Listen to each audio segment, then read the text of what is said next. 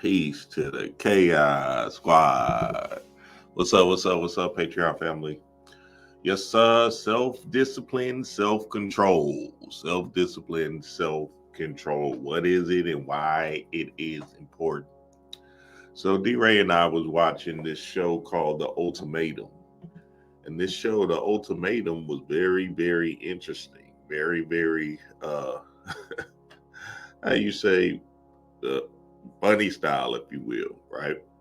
I didn't get it at first. It was the first time we ever seen it. You know, we sitting around trying to find something to watch at night, and we just clicked on that show, and then all of a sudden we get in a trance of the rabbit hole of the show. Anyway, I think it was the second episode because I think we're on episode 3. Yeah, the second episode. One of the black chicks in the show start turning up and turning out. I'm talking about she done lost her whole mind because basically the premise of the show is they're they're in a relationship and they have to meet new people, I guess, because they're trying to figure out if they want to get married for the long term, right? And so they just put themselves in this kind of group, and then in the group they got to choose a new mate, so they got to go through the dating process and all this other stuff. So there's two black couples in the show. It's absolutely crazy. So obviously, biologically, scientifically, you are going to talk to the other melanated person. Not saying that you can't talk to white people can't talk to black people or whatever. I'm just saying it is common sense that that's how this thing is going to go because you attract who looks like you, essentially. You feel me? Now, we get it. There's cases where black people and white people get together and all of that. But, whatever. Let me get off of that. The point of the show is that you're trying to figure out if you want to stay with this couple. So this black girl and this black girl that loses her mind. So she's in a relationship with one of the black dudes. She see the black dude talking to another uh, uh, another chick that looks damn near like her, and obviously and there was some kind of insecurity inside of her. You feel me? Because she's seeing her dude talk to this other chick. Long story short, I'm talking about this is day one, man. I'm talking about nothing happened yet. He's just talking to the chick. You got to do the talking thing. Long story short, this girl then loses it. And she the one that brought him to the show. I'm talking about she loses her mind in this bitch. It's on Netflix. Y'all go watch it. She went crazy. I'm talking about you can just see the insecurities and all of that, right?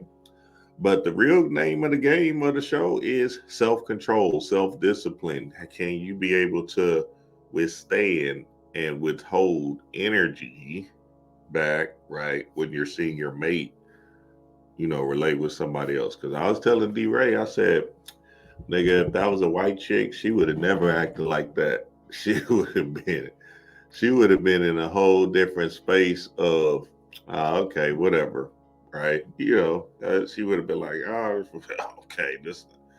She seen that black chick that looked just like her.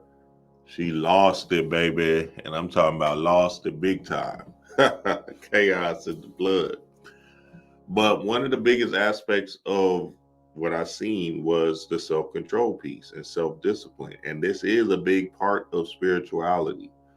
And I think a lot of times people just let go and let their feelings go into array. You feel me? And they just do things without having any self-control, self-discipline, any conscious thought to address the feelings that's coming up inside of you to be able to get to a better goal, if you will, right? Because that's the ultimate goal. The ultimatum was them to get married.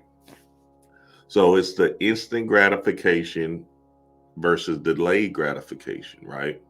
She want her man now, and she put her on the show. Is so wow.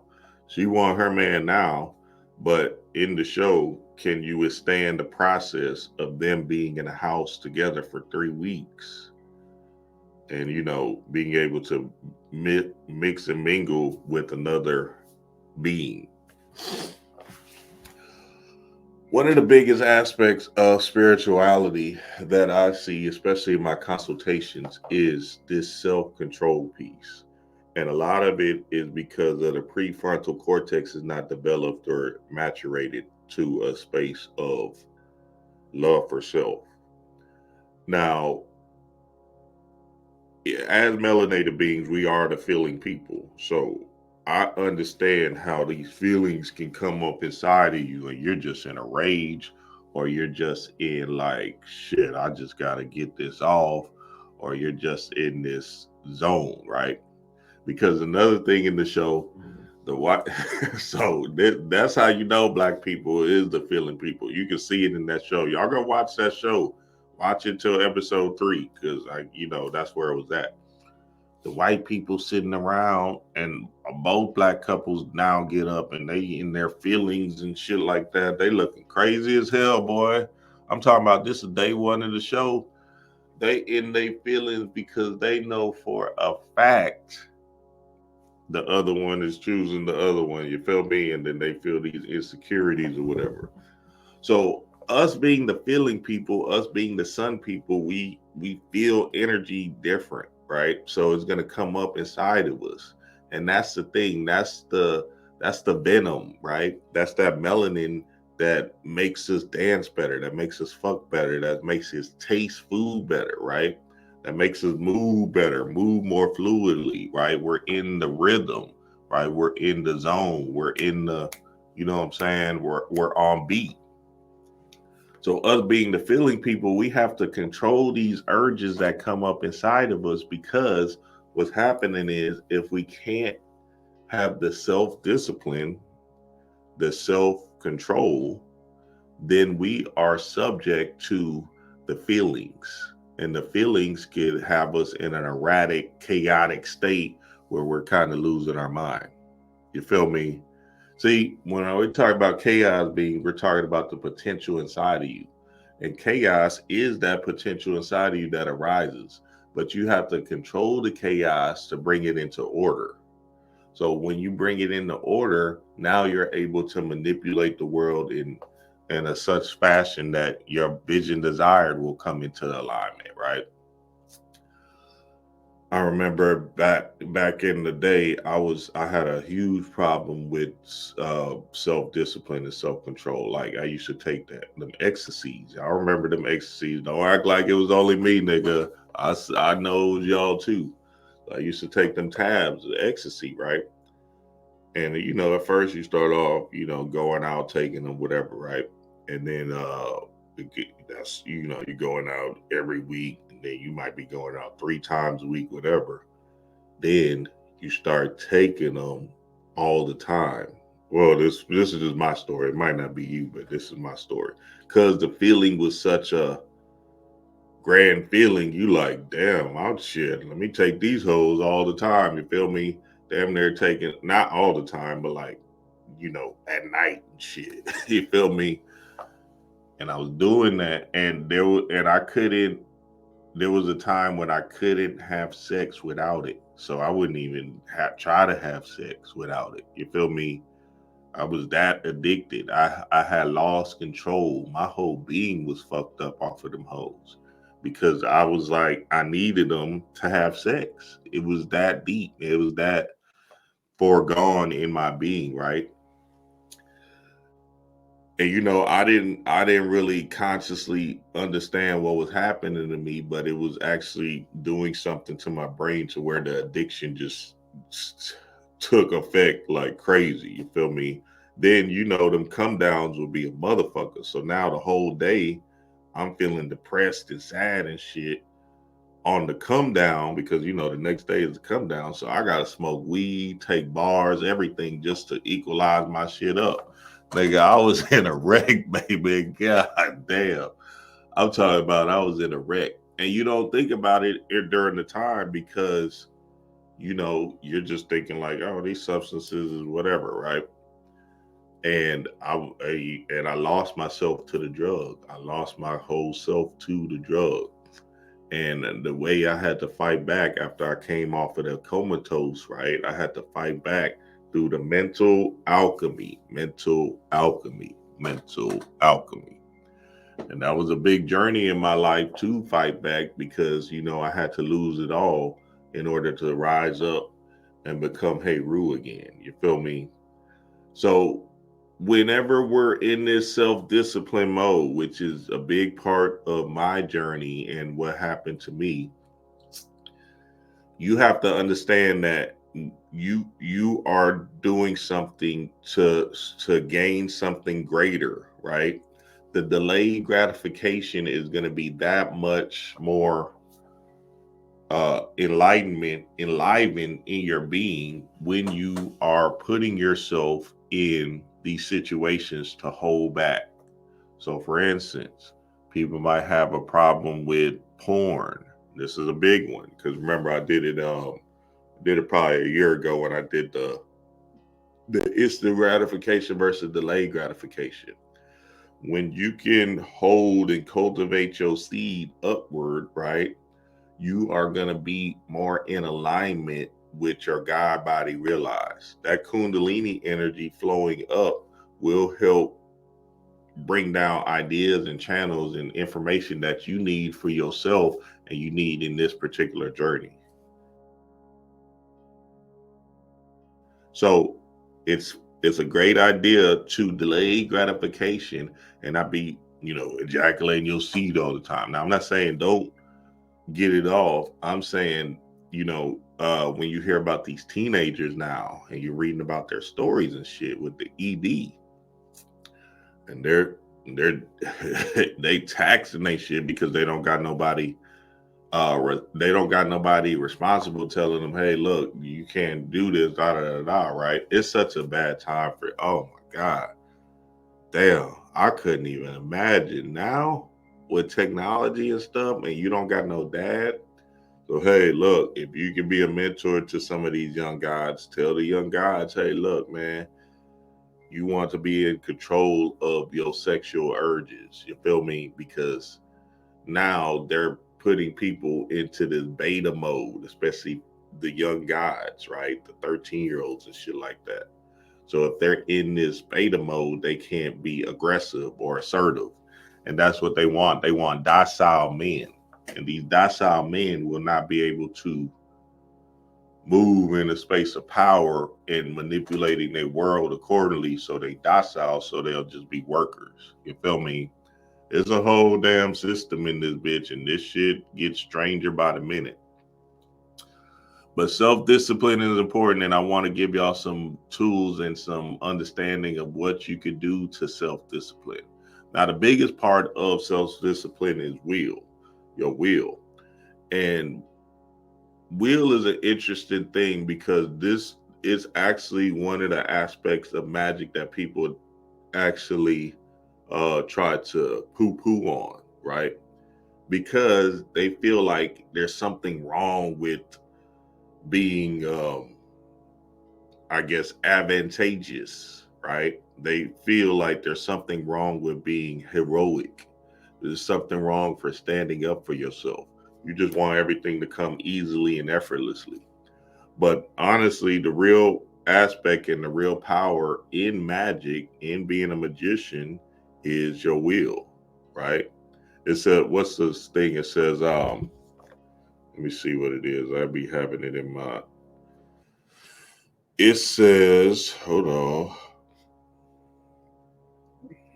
It says magical thought, deliberate thought activated by the will. Magical thought is deliberate thought activated by the will. So, in order for you to get your magic on, right, or even have these channels come down to you, you have to concentrate and focus on the vision desired, essentially, right? And then when you get into your meditation and close your eyes, then them channels will start to rain or they'll come in your waking life. You feel me? Let me read this to y'all because I want to dive really deep into self-discipline and putting yourself into the zone of genius. This is the Dr. Blind definition of self-discipline, which I love Dr. Blind. Y'all know the guy. The regulation of oneself by constantly editing spiritual inner truths. That's deep. It says, the structure we provide ourselves instead of truth and laws, solidifying pseudo substitution. Self-discipline is the most important development aspect of responsibility, itself being the countercoin of individuality and a prerequisite for important development aspects, no, for wisdom. So it says itself being the countercoin of individuality and a prerequisite for wisdom. All truth discipline is self-discipline. So listen, family, I can't make it up. Self-discipline is the key to this thing. Like, you are not going to be able to just meditate one time and then feel like you had gained some knowledge. That's not how this shit going to work. And I'm just telling you the truth. You have to meditate consistently every day for a long amount of time, right? And it's not nothing like hard or anything like that. You just have to consistently do it so you can have the feeling or the understanding or develop that prefrontal cortex so you can be in more control of yourself. Because then the conscious awareness will come online and you'll be able to move with power instead of moving how these feelings want you to move. You feel me? And that's an important aspect in this thing. So if you don't have no self-discipline about yourself, then you in the wrong game, because spiritual work is not in your tea. If you let these feelings override you and take control, you are fucking up. The end. And see, a lot of people are there's people that come into spirituality and the spiritual work because they think they can get like a quick fix or some shit like that. But that's not what this thing is about. This is about you gaining control and gaining understanding of your being so you can develop inner wisdom. You can develop the bliss inside. And a lot of people are not in the process of consciousness, the process of God, the process of you being your own universe, right? They would rather let people tell them what to do instead of being in control of their own mind. So you want to be able to self-discipline so you can take back your sovereignty. That's what a sovereign being is something inside of you that's moving you to say, I self, Lord and Master, Islam. You feel me? And really get into the aspect of your genius.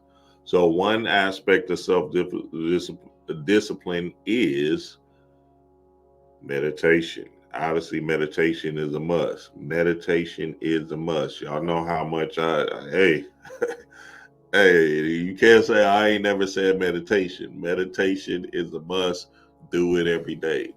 Your visualization techniques. So your visualization techniques is also a form of meditation, but you can do visualization techniques when you sitting in your car at work on lunch. You feel me? When you at your desk at work, right?